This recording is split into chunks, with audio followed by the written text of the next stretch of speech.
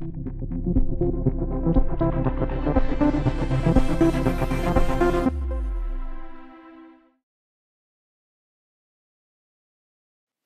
there, my name's Chris Kellett with Muse Grid, and we're going to start this training course off with a quick look around Muse.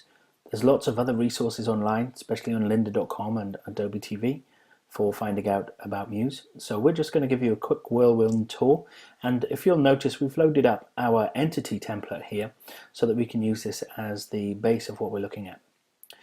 Now, when you first load up a Muse Grid template, you will see in Muse that we have the plan, design, preview, publish, and manage options. We also have thumbnail, master, badge, size, desktop, tablet, and phone. Now, we'll get to all of these later. Then we have the actual page layout, and we can see a sitemap being built here, and we have our masters. So let's just briefly go through and see what these do. Now, plan view is where this is the view we're looking at now. We can see that it's highlighted. And here we have the page layout, and we can move pages around, so we can swap them around. And as you'll notice, when you hover over one of the pages, we get these plus icons, and this allows us to add pages to the left or below. Pages below become submenus, pages to the left are added to the menu. Then we have the design view.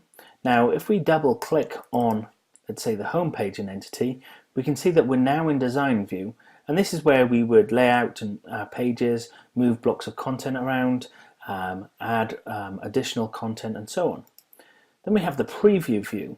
Now, this renders the template or the page into a WebKit rendering, so it's like previewing it in the browser, but it means that you don't have to keep publishing the page into the browser and checking. So this is a great workflow process. Then we have the publish, and what will happen with that is it will attempt to publish the site to its hosting if you've already set it up. If not, it'll ask you to create a new site, and it'll add it to the Business Catalyst hosting. If you want to FTP it to another service, that'll be covered in another tutorial. Then we have the manage. Now, if you've published to Business Catalyst for your hosting platform, then the manage tool will take you straight out to that page. And what's great with the manage button as well is it allows you to have Business Catalyst hosting open in a browser window and to work on the site and publish at the same time.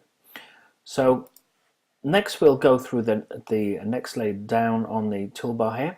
We've got thumbnail view, and if we switch that off, you can see all of our previews disappear. Switch it back on, and Muse will regenerate all the previews.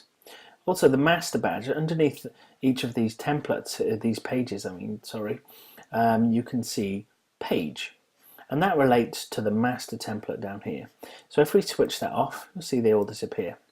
And then we have a size slider, and that'll resize the preview windows. Now, why would we have those? Well, if you've got a really big site, Muse can sometimes struggle a bit with rendering all those pages. So we can switch those off, and it will mean that we can work in our plan view here a lot quicker. Then we have our desktop, tablet, and phone views. Now, these relate to different layouts. So if we switch our thumbnail badge back on here, we'll see we're in desktop view now. If we switch over to phone view, we can see the pages that are available in our phone view. And then if we'll notice that there's a plus icon next to tablets because we haven't added that layout page yet. So if we click that, it would ask us if we wanted to create that layout. Now, we're not going to use that in the entity template, so we'll just leave that switched off. But these allow us to modify and manage our two different layout views here. Then we'll go down to masters, and in our masters, it works much the same as normal pages. We click the plus button to add a new master page.